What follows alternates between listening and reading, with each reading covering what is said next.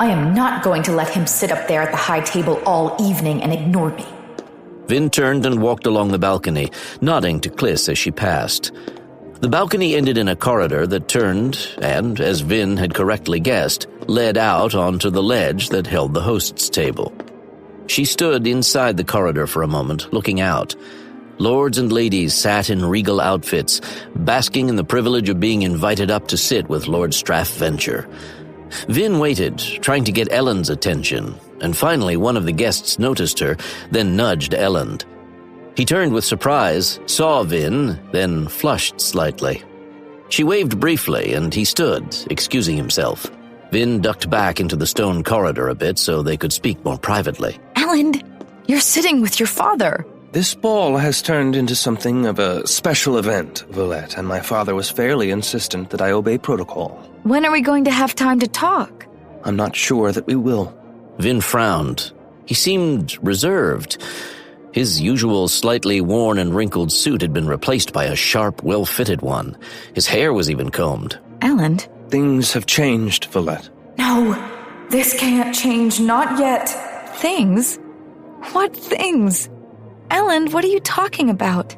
I am heir to House Venture, and dangerous times are coming. House Hastings lost an entire convoy this afternoon, and that's only the beginning. Within the month, the keeps will openly be at war. These aren't things I can ignore, Valette. It's time I stopped being a liability to my family. That's fine. That doesn't mean Valette, you are a liability too. A very big one. I won't lie and claim that I never cared for you. I did. And I still do. However, I knew from the start, as you did, that this could never be anything more than a passing dalliance.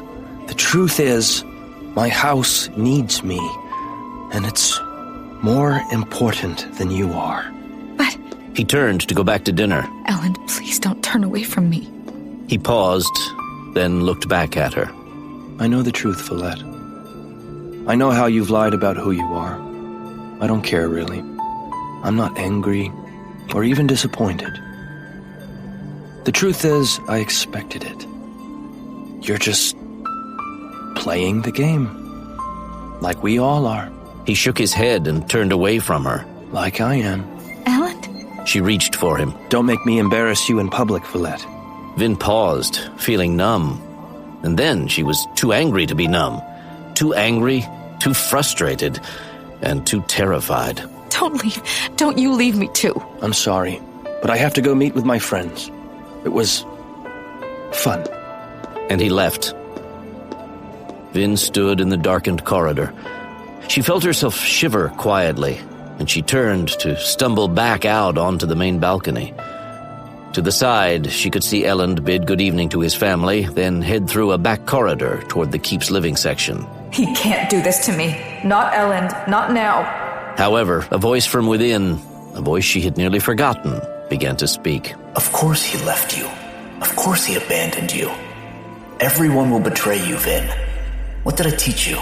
No, it's just the political tension. Once this is over, I'll be able to convince him to come back. I never came back for you. He won't either.